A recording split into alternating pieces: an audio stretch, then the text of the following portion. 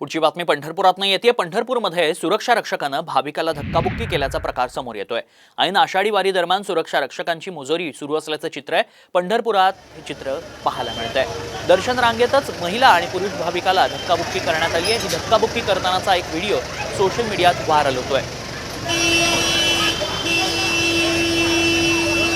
अधिक माहिती जाणून घेऊ। आमचे प्रतिनिधी भारत नागणे सध्या आपल्या संपर्कात आहेत। भारत, काय नेमकी कारवाई झाली आहे या संपूर्ण प्रकरणानंतर?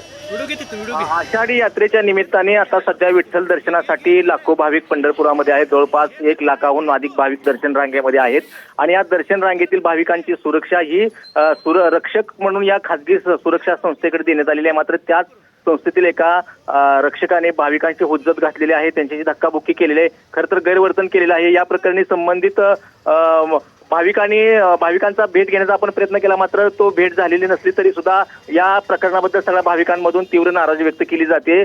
सुरक्षा रक्षकाला समज द्यावी अशी देखील आता भाविकांमधून मागणी केली जाते। नक्कीच, धन्यवाद भारत, आपण दिलेल्या सविस्तर माहितीसाठी।